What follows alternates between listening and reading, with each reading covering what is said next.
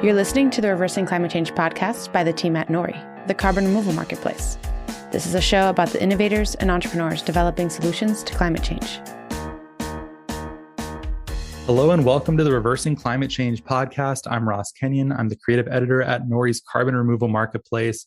Today I have back with me, I believe for the third time, Dr. Holly Jean Buck, Assistant Professor of Environment and Sustainability at the University of Buffalo, author of Ending Fossil Fuels, Why Net Zero is Not Enough, and a few other books. And most importantly, I think of your entire career, Holly, is the co-host of Carbon Removal Newsroom. I love that show. If you're not listening to Carbon Removal Newsroom, it's the other show that my company Nori produces. It's hosted by Radhika Mulgavkar, who's Nori's head of supply and methodology. Holly is one of the regular anchors on the show. Although you're about to go on break, or I guess when we're recording this now, you've just left the show for at least a hiatus. What are we going to do, Holly? If it is a sabbatical, maybe I'll come back. Yeah, but there's great people on it regularly. It's great. Sometimes this show, Reversing Climate Change, gets a little bit loopier. I'm looking for stranger connections to climate.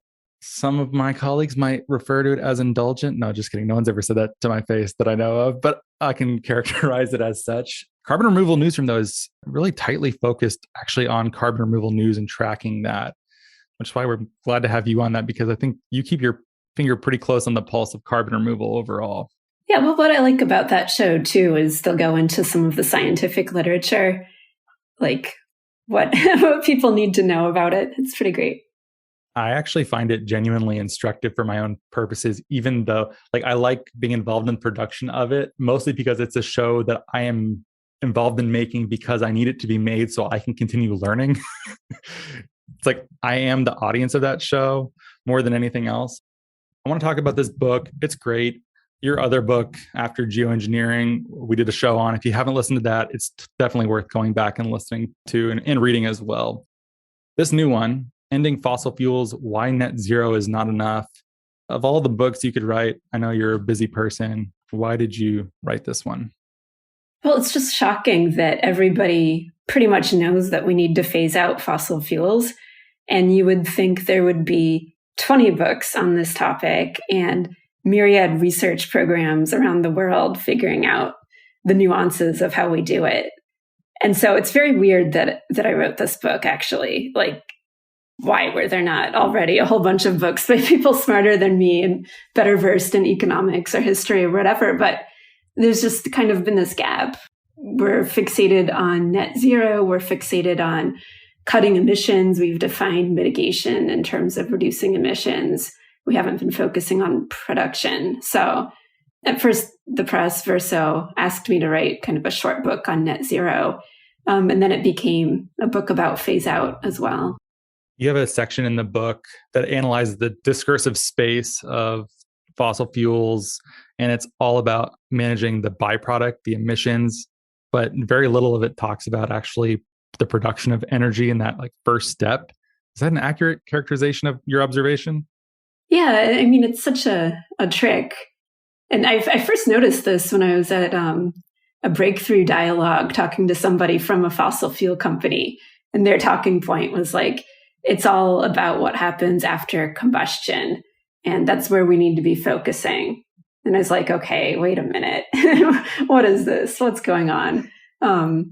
But yeah, I think that we've all kind of fallen into that trap to some degree that's been set for us by this industry. So what even is net zero? I can understand why some people don't trust this at all, since it has this wonkish, abstract, and weirdly conditional quality to it. You have a quote in your book that says, "Net zero, in a sense, is boring. That's in fact part of why it has had such a robust career." Why not zero? What is net zero? How does it work? Assume someone knows nothing. So net zero means balancing any remaining or residual emissions with negative emissions, aka carbon removals. And so why are we talking about that instead of full zero? I think part of it is the temporalities. We know we need to zero out emissions quicker than we actually can, given the state of our technology and some of the systems that are hard to change. So we know we need to be at net zero by mid-century to keep to kind of a 1.5 degree Celsius temperature target. Already this is getting a bit mathy, but let's keep going with it. So we need to be at net zero.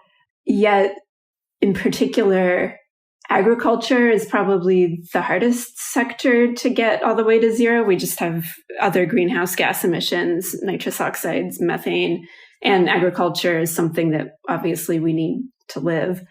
But also industry to some extent, also aviation and shipping. There's just some sectors that are hard to decarbonize all the way right now. And I actually think that we could decarbonize these to a much greater degree by 2100, but we're talking about mid-century. So that's how the idea of net zero came about. Like, well, we can have some small amount of continued emissions. We can compensate those with carbon removals. I don't have a prima facie objection to that. It seems like if it actually worked, it would be advantageous to not give up entirely. In fact, a good chunk of this book, one thing I like about your writing in general, is this use of imagined futures or thought experiments where you almost have a fictional element to imagining what this world will look like. And you contrast a couple future possibilities, like 100% renewables versus 90 something, or even less, and this sliding scale, like how much the world changes. And if you got to 90% renewables, but you had carbon capture on some peaker plants or something for making sure the grid never goes down, is that so much worse? And how? And I don't know, how should we be thinking about that? Is 100% renewables and zero emissions actually the best outcome for the planet? I think that long term, like end of century, next century, I think there's an argument that it would be just because, to end extraction because of associated pollution and harms that come along with extraction, but just from a basic sustainability standpoint, having closed loop systems and all that. So I think there's reasons to argue for a full zero later on, especially once some of the technologies that we will need to get there are more mature, like potentially green hydrogen, like different ways of decarbonizing agriculture. But I mean, in terms of talking about these trade-offs right now or in the next few decades, I think that we're not well equipped to debate them right now. There's definitely kind of a purity stance that a lot of people take that are like, we need to decarbonize as much as possible. And it's challenging because that last 10 or 20% is also the most expensive. So if you went out and asked people, do you want an 80%, clean system and more money to build new schools or infrastructure or something versus spending more money to get that 100% system? It's not clear to me that, that would be the majority sentiment among the public. But we're not even having that conversation because all of this is way too obscure and we haven't put these scenarios into formats where people can debate them. The politics of renewables are quite interesting too, in that you document a lot of resistance to them, especially with just how much landscapes will be altered by wind turbines and how much land or sea space, visible sea space, will be required to host them, or having these enormous solar plants. I drove from LA to Las Vegas last year, and they have one of the concentrated solar arrays out there. It is cool. It reminded me a little bit of a scary Tesla coil thing. I wondered if they could point it at me and bake me in a second. So it has a little bit of an ominous quality to it, but it's cool. I wouldn't be totally opposed to more of those existing in the desert, but I guess it depends on the scale. If it was like that entire road was just that, I could see why people would not like it so much. The point I'm making there is not that we shouldn't plan on more renewables. We need to, but just that if we face resistance with this pretty small scale relative to what we're going to need, that's a signal that we need to be having a dialogue with communities about the energy transition so that people understand the scope of it and that we can work with people to get to the point where they see benefits for them in hosting this infrastructure instead of just kind of dismissing this as an aesthetic concern. I had such strong reactions to this part, especially because it just points right to nuclear for me. Like, you could sidestep all of this with a very small footprint. It's less dangerous than most people think. Although last time I said this, I got a correction sent in being like, you're totally wrong on nuclear. It's way worse than you think. And it's unfair to expect future generations to be saddled with having to manage your waste that you're creating right now. It's like, okay, interesting. So I'm expecting another note. But I was thinking strongly about nuclear being able to sidestep a lot of these fights, but then also the politics around nuclear energy also have a lot of resonance with this too, right? Like, people don't want to live in Springfield, basically, for the most part. I don't know if that's true.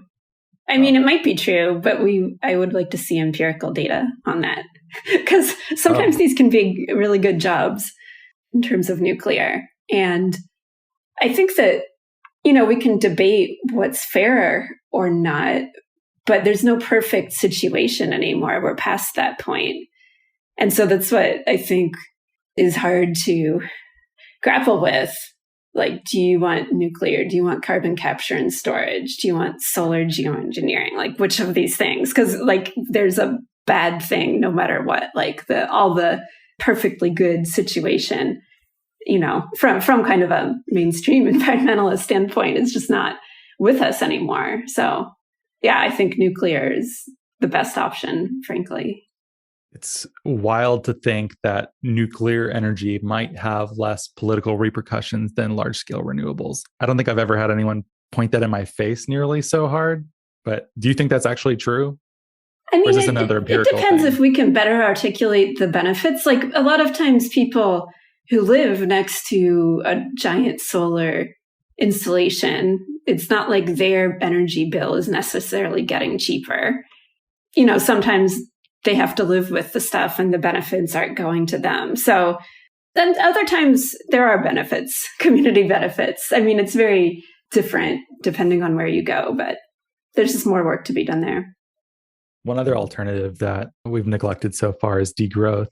We could also just give up on having industrial civilization and go back to agrarian living. That doesn't sound like something that you're that interested in. Although I think you're homesteading a little bit where you are now. I've also just spent the past few days reading every long-term strategy submitted to the UNFCCC. So there's not that many of them. There's like 50 of them. But I mean, so countries are supposed to say what their long-term plan is for reaching net zero, say, if they have a net zero target. And it was striking to look at the one from Ukraine, because they had a huge drop in emissions since since they've been tracking this in the 80s and 90s. And they say in their strategy, well, we've had this huge drop, but it's because of our reduced quality of life and our economic contraction and all these things. And just really makes you think about, what sort of degrowth is wanted. I think that obviously there are some things that need to be degrown and other things that need to be grown. And talking about it in a broad brush sense is not really helpful politically or just in general, in my view. They oftentimes try to sidestep this by saying that quality of life is just a GDP measurement and throughput of the system.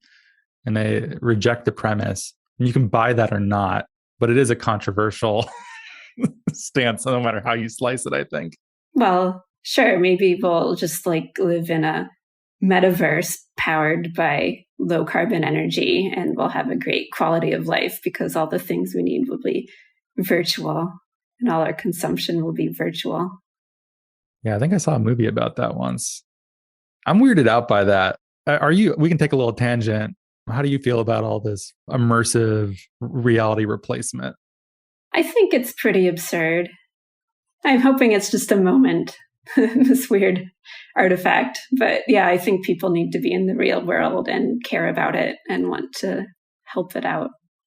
I feel that way too, but it reminds me how on a previous show I was talking about how I had some artsy friends who took me to a Cy Twombly art show once upon a time, and it really made me mad because it was like huge canvases and squiggles and crayons and stuff. I was like, this is idiotic. I hate this. And being the guy who's like, I don't like modern art is very much a thing. And it's not a fun position to find yourself in. You feel like a Philistine. You feel like it's cool to not like it. And then like the metaverse makes me feel this way too, where my immediate reaction is very much, no, the physical world and real relationships in person and being attached to specific places and experiences are genuinely important in a way that I don't think should be replicated. And it puts me in that position of being the modern art skeptic. This is like not a fun skeptic position to be in. Is this just a contrarian, stick in the mud, don't want to learn about a new thing? Or is this genuine? It's hard to analyze myself. I mean, I think, physical reality is where it's at. I think we live in bodies, The desire to not live in a body, goes back to Paul Kingsnorth territory and this desire to softwareize everything and like leave the limitations of having a body that breaks down and is inconvenient and have this sort of like perfect, unadulterated just experience where it's like pure pleasure that's digitally synthesized for you with none of the things that make life annoying. Yeah, I wonder maybe it's like the low carbon virtuous thing of the future. This is what people get. There's a meme of Greta Thunberg holding a gun at like the screen. It says, eat the bugs. And that's like what people like associate where it's like, oh, like the future, we eat bugs. And rather than doing anything in person, you do it all virtually because there's no carbon. And isn't that virtuous? But it all sucks. Like that's like politically, I think people are going to start to wake up to that where it's like, we don't get to hang with people. We don't get to fly to see our families. We have to eat crickets all the time because it's low carbon. Same thing with the progressive aesthetic obsession with buses and public transit. Like the idea of everyone riding buses is not some like beautiful vision of the future. It's sad. I don't want to be on the bus. Like that's the best. That's like the thing that's supposed to inspire me. So, okay, this is me ranting about like left-wing aesthetics. I think some of those things are frankly failures. It depends on who's on the bus. You're someone who's on the bus? Well, I'm just saying, like, if the bus is going to have like a creepy guy that's going to stare at you, then no, you don't want to be on the bus. But what if it's like friendly people and you get to read a book and you don't have to worry about the traffic? It can be utopian. I'm just saying. Yeah. And I've certainly I've had train and bus experiences that were genuinely pleasant and I've taken a lot of them. I've also had some that were frankly terrifying, both here in Seattle and like inner city. So in some ways I prefer the private car experience, but I need to take a deep breath. Sorry, Holly. I felt like I was in the therapist chair. I'm like, let me tell you something right now. So you read a book. let's get back to this. One thing that caught my eye in this book is that you, last time I think we spoke, you were talking about managed decline. And now I see you're dunking on yourself and you're no longer liking this term very much. How did that happen? I mean, I went through a bunch of different words for the same thing in this endeavor. And then I just thought, phase out is probably the friendliest, the most accessible, like maybe most neutral one. But I mean, yeah, I think in terms of managed decline, like right now we're seeing what an unmanaged decline looked like to some extent because we've had these energy, I don't know, crunches or shocks or crises or whatever you want to say about the last year, what's gone on with fuel prices, especially in Europe where they're feeling the brunt of this and other countries. In the US, we've been a little bit insulated from it. But I think that the lessons from this is not that we don't need a decline. We do, but the lesson is that we need to manage the decline. And the only reason I stepped aside a little bit from decline just because the resonance of the word for people simultaneously sounds both boring and scary. Yeah, I think that's essentially what I wrote. Yeah. Management and decline. Yeah, I think the managed decline or phase out, as you would have it, strikes me as incredibly important, especially, did you watch Don't Look Up? No. Oh.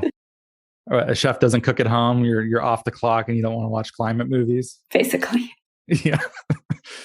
I thought it was better than I expected. I expected it to be kind of like very smug.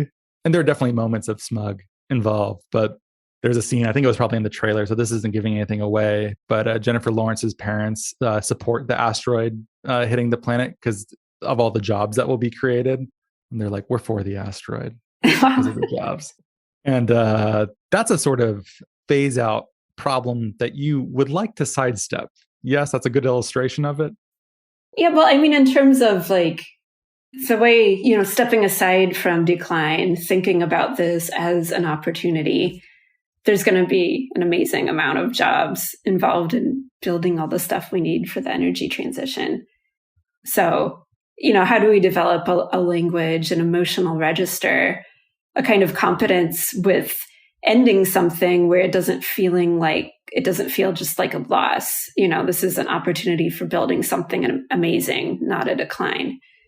There's a term in here that you use for the first time, quoting another scholar, called petro-melancholia. Is this related to that?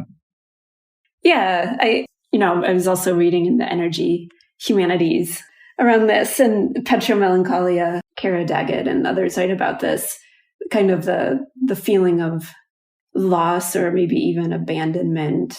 It's all mixed up together, I think. Yeah. Is this like hauntology? Is it kind of like that? Where it's just like, I guess people who work in this field probably imagine, I don't know, because hauntology is like an imagined future that never arrived, right? That you're nostalgic for, but it doesn't exist. Is that right? I mean, for me, it's all mixed up in like kind of these echoes of the past cultural things. I think that with the petro stuff, I was looking through my photos at this gas station in North Dakota where they were selling these T-shirts that was like rugged work, America, and it had like a pump jack logo. Like it's all like mixed in kind of the package that you can buy at the gas station and wear around. And, so it's not just about petroleum, although that's foregrounded. It's also about masculinity. It's about, imperial decline, all of that. Another one of those terms too. I think it's used, petro-masculinity. Yeah. That's also referenced.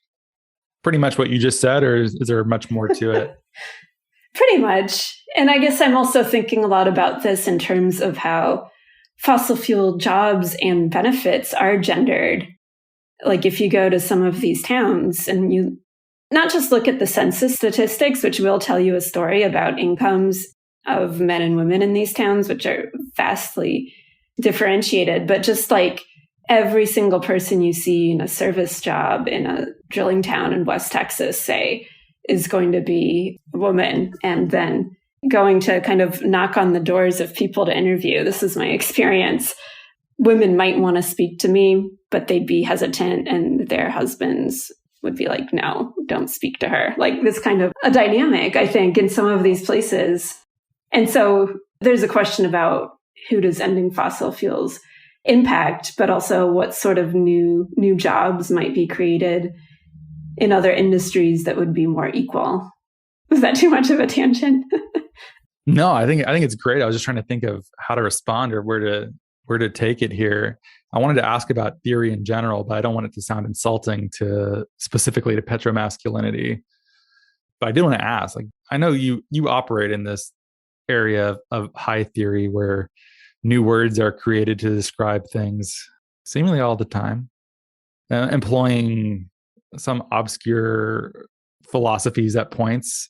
Do you ever read some of the like social analysis and critical theory stuff and say, okay, I don't really buy that. Do you ever go over the hump like that? Yeah, often. I mean, okay. I mostly publish in like academic journals that are for scientists, like interdisciplinary scientific journals, just because I don't have the stamina for trying to do that work, frankly, the work of creating and engaging with theory. And also just because I'm interested in, what we can do in terms of changing material reality right now. But there are some things from theory that are useful to that. I think if you think about petro-melancholia or petro-masculinity, it helps us understand what some of the challenges are in the energy transition. So I will definitely read and pull from things that seem like they can inform how we approach the transition. I think that seems wise. And I've gotten a lot out of reading various bits of social theory over the years. I've definitely read some, though, that have caused deep eye rolls. It reassures me very strongly to hear that sometimes you're like, all right, guys, let's come back a little bit. The worst one I ever read, and it's a classic too. Have you read The Dialectic of Enlightenment, Adorno and Horkheimer? You ever read that? I mean, a long time ago in graduate school. Yeah, if you're listening, this is nonsense to you. It's like a classic of the Frankfurt School canon. The point was just like the Enlightenment mentality has sought to quantify things that are fundamentally non-quantifiable. It's resulted in sort of the disenchantment of the world. And this has been a great loss culturally for all of us. And rather than proving this in strict analytic prose, it's just like, let me have a block quote from Homer. And it's like, will you just say the thing? Like, speaking of theory, one of the books I've read that I've gotten a lot out of is Mark Fisher's Capitalist Realism. Is there no alternative? Is there any alternative? What's the subtitle there? You were saying that you hadn't cracked that one, though. Well, it's lying prominently in my house. And I mean, I've read other works by Mark Fisher. Just to sum it up for someone listening, is that the thesis is that capitalism has been so successful that it is increasingly difficult, or maybe even impossible, to think outside of its logics and to imagine a world that is post-capitalistic. I wonder how much of that applies to something like fossil fuels and this world that we're building, trying to imagine what a truly non-fossil fuel world, but also some of the stuff you talk about with politics. I feel myself being the person that Mark Fisher is pointed at, basically calling me dumb.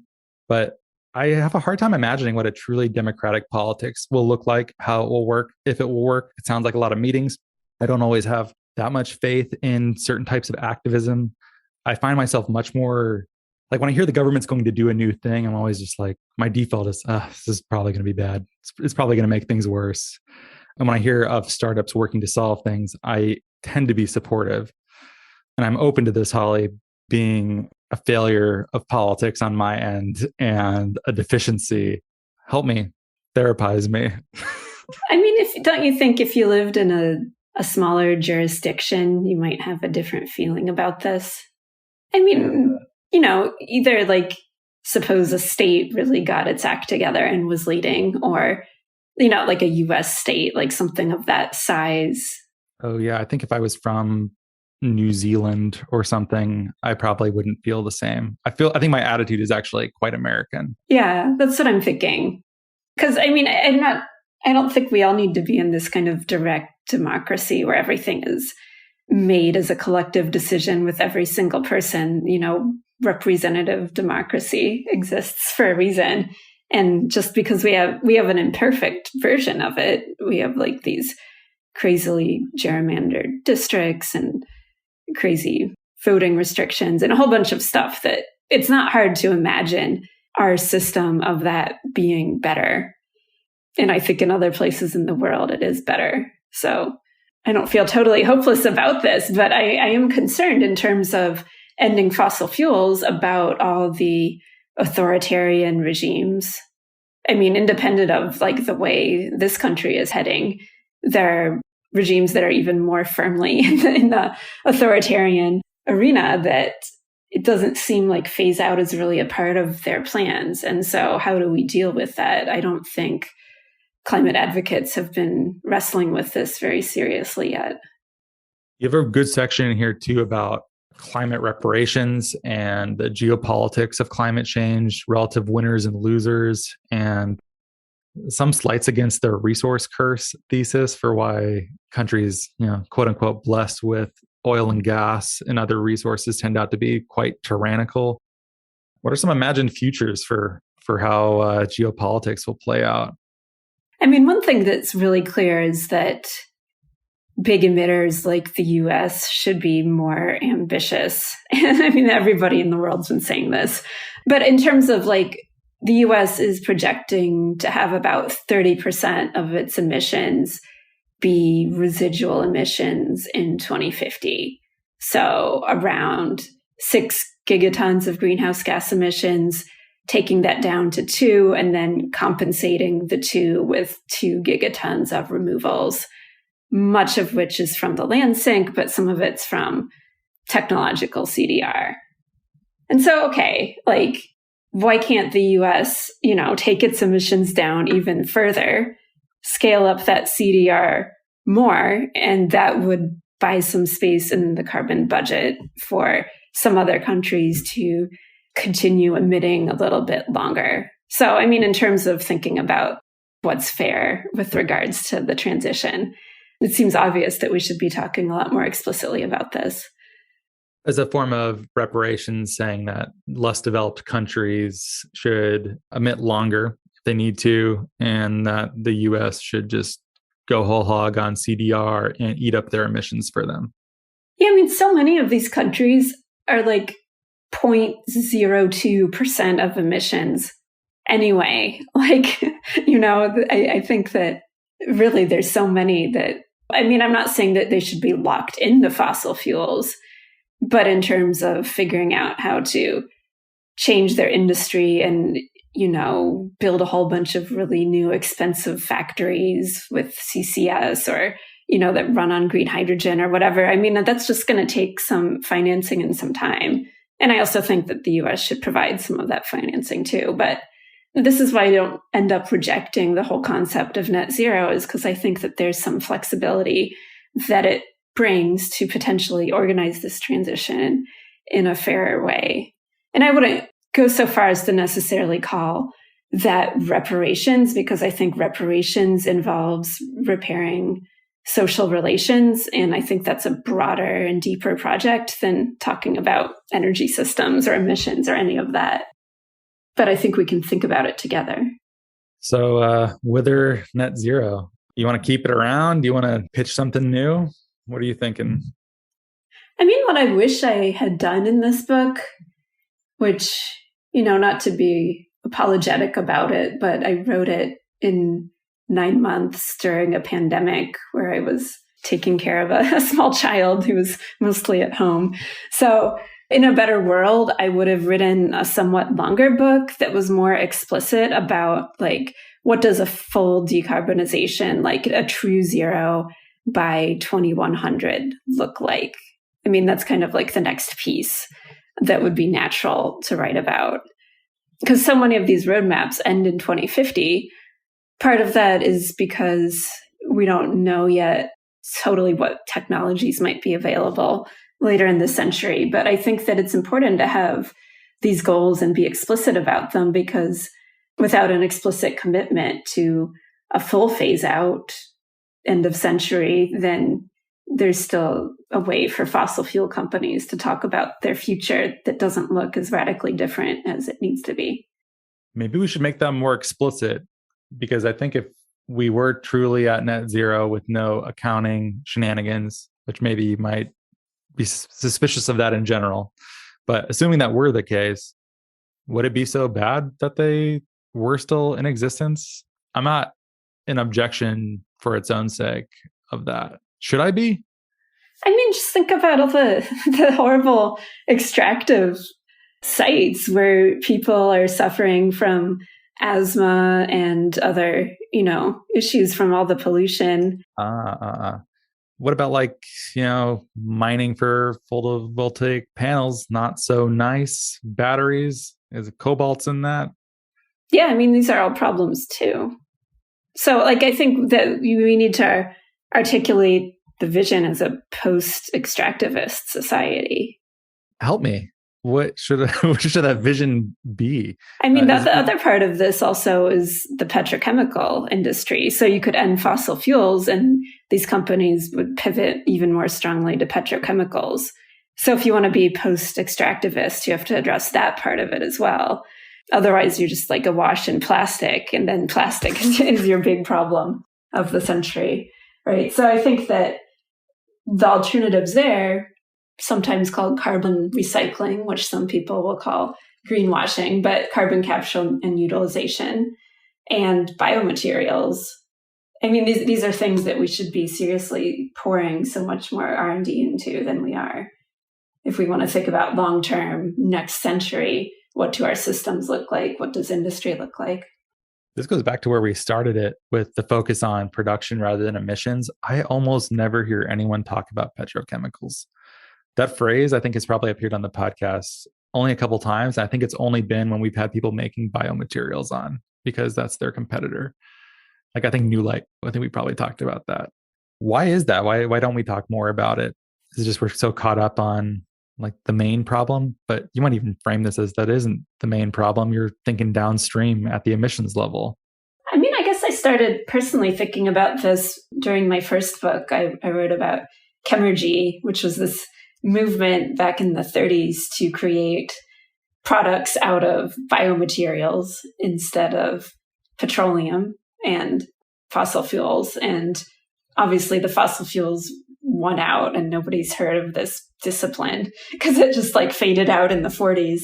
And there's a lot of reasons for that I talk about in After Geoengineering, but I've always seen it as kind of this, it wasn't inevitable necessarily that we'd make all this stuff out of petrochemicals. Like, we could have had much more of a bioeconomy than we do.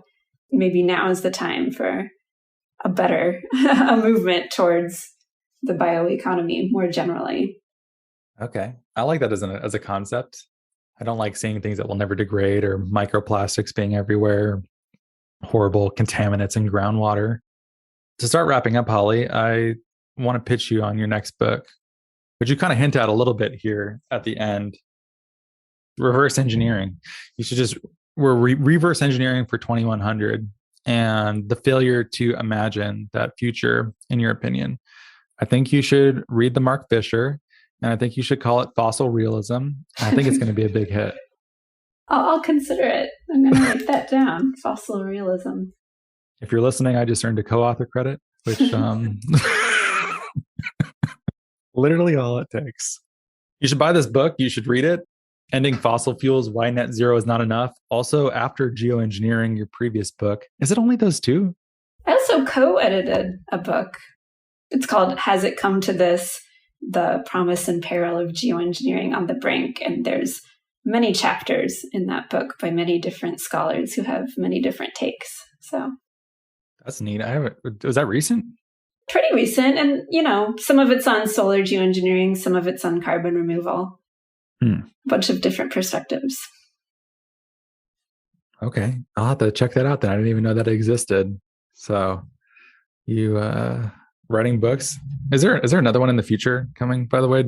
Is it the one that we just talked about? I'd kind of like to write a book called How Twitter Broke Science. Oh, we talked about this last time. This might be my next endeavor. Okay. Well, thanks so much for being here, Holly. Yeah, it's been my pleasure. Thank you. Yeah. Number 3, I'm sure there'll be more to come.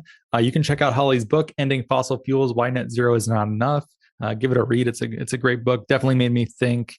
Give us a great rating on Spotify, Apple Podcasts, etc. Thank you so much for listening, and have a lovely day.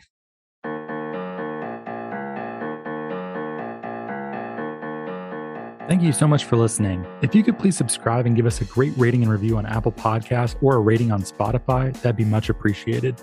It helps us get our content out to more people. You can sign up for our newsletter at nori.com, follow us on social media, and we will catch you next time.